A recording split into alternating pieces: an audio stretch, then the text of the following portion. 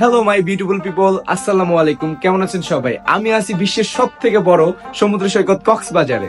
আর আমি যে রিসোর্টে আছি, রিসোর্টের নাম হলো হানিমুন রিসোর্ট। আর এখান থেকে আমার যাত্রা শুরু। এন্ড আমি এখন যাব সুগন্ধা বিচ। এন্ড সুগন্ধা বিচে যা যা করবো আপনাদেরকে দেখাবো, আর সাথেই থাকুন। লিফটে করে নিচে নেমে এলাম রিসোর্ট থেকে। এবার সোজা বিচের পাড়ে যাব, সমুদ্রের ঢেউ, হাওয়া আর একটু হেঁটে বেড়ানোর মজা নিব। রাস্তা দিয়ে হাঁটতে হাঁটতে দেখলাম রুটির ভিতরে কিছু একটা দিয়ে বিক্রি করছে। ভাবলাম একবার খেয়েই দেখি কেমন লাগে।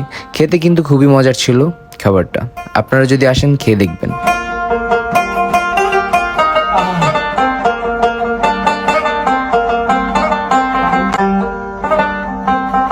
কক্সবাজারের সবচেয়ে জনপ্রিয় এবং প্রাণবন্ত সৈকতগুলোর মধ্যে একটি হলো সুগন্ধা বিচ। এটি মূল শহরের খুবই কাছে অবস্থিত, তাই পর্যটকদের ভিড় সবসময় লেগেই থাকে। এখানে ঢেউয়ের গর্জন, নরম বালু আর অসাধারণ সূর্যাস্ত মিলে একরকম ম্যাজিকের মতো অনুভূতি দেয়। বিচের আশেপাশে আছে নানা রকম ফুড কোর্ট, ঝিনুক, স্মৃতি সামগ্রীর দোকান। বিচের ধারে হাঁটতে হাঁটতে হঠাৎ চোখে পড়লো ঝালমুড়ির দোকান। ভাবলাম এত সুন্দর পরিবেশ, ঝালমুড়ি খাওয়াই যাক, কেমন লাগে দেখি। যেই ভাবনা সেই কাজ, কিনে ফেললাম আর মজায় খেয়ে নিলাম ঝালমুড়ি।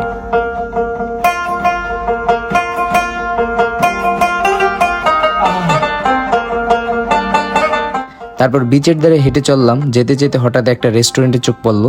ভেতরে গান চলছে, একদম আড্ডার মতো পরিবেশ।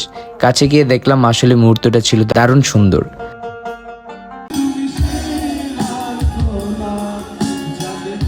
গানের সুর, আলোক ঝলক আর সবার মুখে হাসি, যেন একটুখানি শান্তি খুঁজে পেলাম এই সন্ধ্যায়। তারপর সামনে এগোতে লাগলাম। পথে দেখা মিলল ছোট ছোট অনেক দোকান। কেউ বিক্রি করছে শুটকি মাছ, কেউ আবার ঝিনুক, স্মারক কিংবা হস্তশিল্প নানান জিনিস। সবকিছু ঘুরে দেখলাম। এরপর একটা অটোরিকশা ভাড়া করে পুরো সুগন্ধা বিচটা একটু ঘুরে দেখলাম। এক কথায় দারুণ একটা অভিজ্ঞতা। আজকে এই পর্যন্তই, দেখা হবে পরের পর্বে।